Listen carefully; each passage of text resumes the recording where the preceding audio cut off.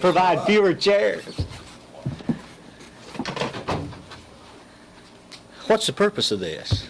What are you going to do now that the judge made the ruling yesterday that you can no longer accept prisoners in the institutions? What is the state going to do?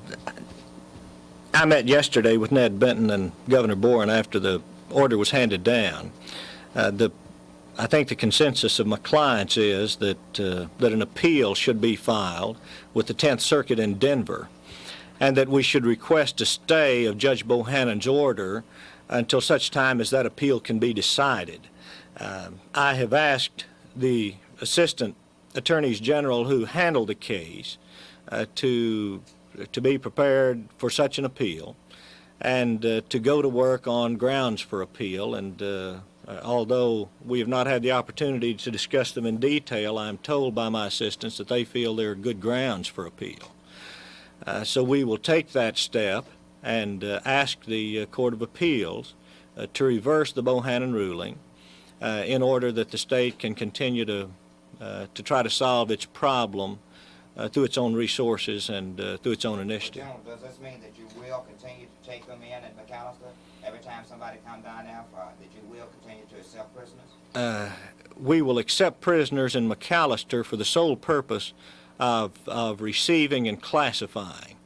But my advice to Ned Benton and to the governor is that so long as we can transfer those inmates or other inmates in exchange for them to other institutions within the system, that they should do so. We don't intend to fly in the face of the Bohanon order about adding new prisoners to McAllister and Granite because it's not necessary.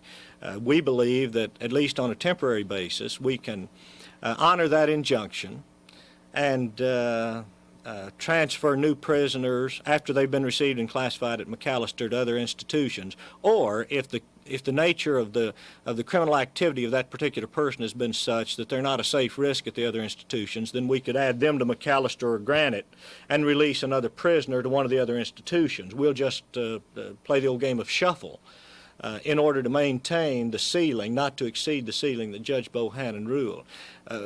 But I told Dr. Benton we have to live with that injunction, and we can live with that injunction. Do you have any idea how long? Are you looking at? You mentioned you thought you might have grounds for I think until we've had an opportunity to study it, and until my assistants have time to brief me on their concepts of it, I shouldn't discuss grounds for appeal. I am told that there are grounds that they believe are good grounds for reversal of his decision. How do you feel about the decision? Well, of course I was disappointed. And I was shocked that the decision came down because I had not anticipated it, to be absolutely honest with you. Everyone who's been connected with this state case, realized that we had problems. It was not an awakening to a problem. We've known it since before the riot. We went through a period of time after the riot that some groundwork could have been made up by the legislature to try to recover from the riot and from the problems of overcrowding at that time, and it was not done. My real sympathy at this time has to go out to Governor Boren and to the last few sessions of the legislature, who took a very bad situation, ill-funded, made remarkable progress toward solving those problems, and now have become the target of a great deal of criticism, including criticism, I suppose, in terms of this court order for not having done enough.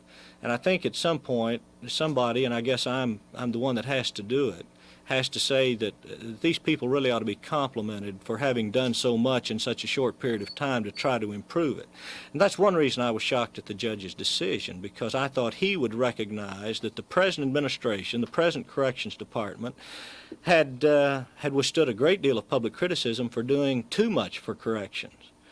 And then to find that not enough had been done was kind of a crowning blow, and it's a real morale problem right now in state government. General, the judge, I believe, ruled that good intentions were not good enough. Try. And perhaps he's correct.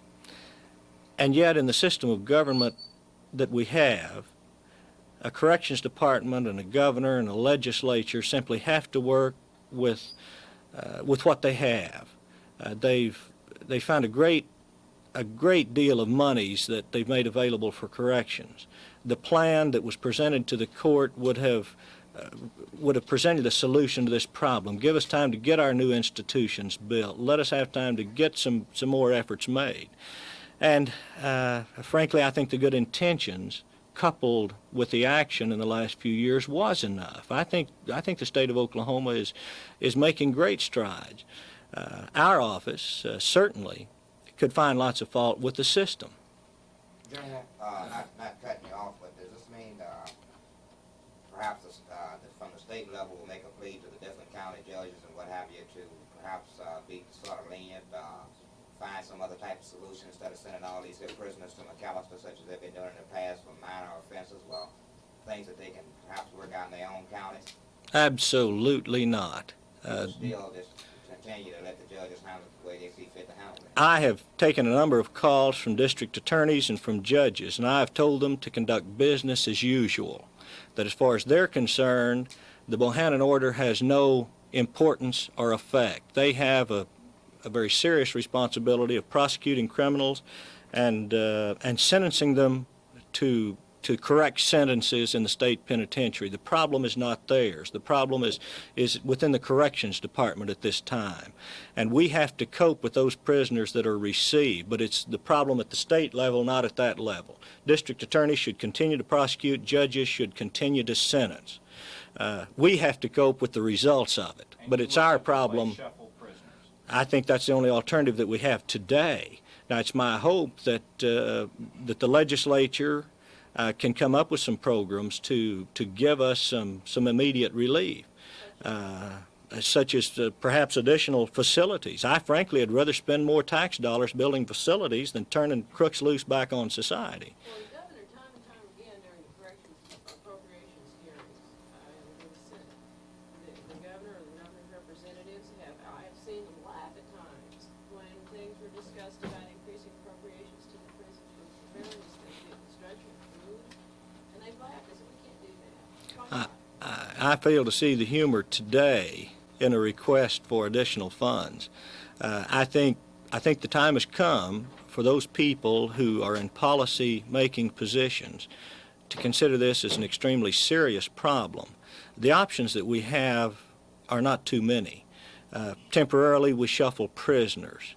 After that, we either release prisoners prematurely, we refuse to accept them, we change the law to use city and county facilities, we contract with the federal government to ship prisoners into those facilities, or we build more facilities on our own.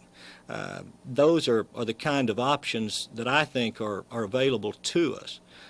None of them are particularly good. They're obviously not easier, or we wouldn't have had the order yesterday. If they'd been easy, we'd have already accomplished some of those things.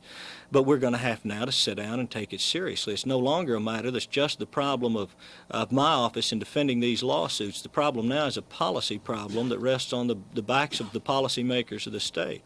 They're going to have to cope with it. For this decision, you're talking about policy decisions now, and you don't seem to be very confident that you can win on appeal. No, not at all.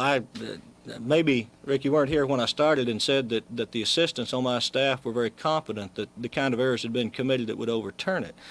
The fact is, regardless of what happens on appeal, we have to make decisions that are going to affect the long-range corrections department policy and program in the state of Oklahoma.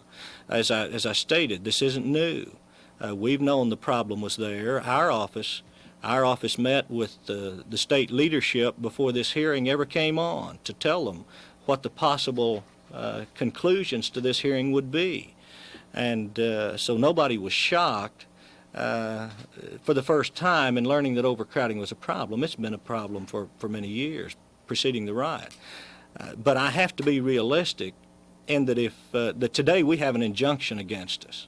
Today we have an order against us. That's the reality today. If we get a stay order, if we get it reversed, then we have a different ball game. But today we got to play on the park that Judge Bohanon's assigned to us. Did you ever consider, and this was brought up by Riggs, just not contesting the judgment, going into court and say, yes, we got problems, do you think it would have been better to treat it that way? Do you think it would have got better consideration out of the judge? I've never seen it. Recognize this is a problem. I've never seen a case where both sides agree that there's a terrible problem and the judge overruled them both and declared there is not. But you see, I didn't consider that I had the option of confessing judgment in this case. My option was very limited, and that is to represent my clients. My clients don't want to confess judgment. They don't want to admit or confess that they're acting in an unconstitutional, or cruel, or unusual way. And the only lawyer that I can think of that confesses a case over his client's objections are lawyers that are just temporary because they'll soon be disbarred for unprofessional conduct in the handling of their client's cases. I never considered confessing this case when my clients insisted that we vigorously defend it, and I never shall. Were you clients the governor or Ned Benton? In this particular case, Ned Benton was my client, Ned Benton and all the wardens at the state institutions. But so was the legislature and the governor and the people of the state. I think it's, my clients are very broad because of my broad responsibilities. In the immediate case, it was Ned Benton and the wardens. They never considered Larry, the confessing judge, these matters. Brought up the point of putting 2 inmates in a 35 square feet of cell space, and he called that cruel and unusual punishment. Are you saying that is not cruel and unusual punishment? I don't know whether it is, Do you think Harry. it's adequate space? I think our research and the belief that was presented to the court was that if other circumstances either with just line iteming, or we can go with a total amount for salaries and the total number of employees. You're using the governor's Or in the evenings. And we're going to have a very smooth operation between the House and Senate on the conference. We're going to have to get our agreements in position, agreements made. We're going to have to be in a position to work out the different philosophies, the different approaches immediately so that we can get the bills out. And then if there are no hang-ups, we're in good shape. Problem is that very seldom is it that there is not some differences that, if we're not foreseen, develop. Have you and the Speaker agreed to chair the respective alternate meetings? Obviously, Senator Representative Miskelly and Senator Crow don't like each other. They have a hostility problem. Will you and the Speaker, if you all agree to? I have confidence, great confidence. Have 2 cuts with a lead-in saying, in effect, the President Pro Tem of the Oklahoma Senate said this week is crucial to the time schedule set for adjournment. Weldon Watson has a report. Cut number 1, 3, 2, 1.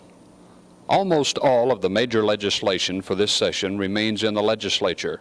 Conference agreements on those issues this week will determine if the Oklahoma lawmakers will make the June 8th adjournment date. One of the major disagreements between the House and Senate is the state employee pay raise bill. Cut number 2, 3, 2, 1. Senator Howard feels the adjournment date can be made providing there is some overtime put in by lawmakers. He said it is possible the legislature would recess and allow conference committees time to reach agreement before returning to meet the constitutional deadline of 90 days. This is Weldon Watson, Channel 4 News.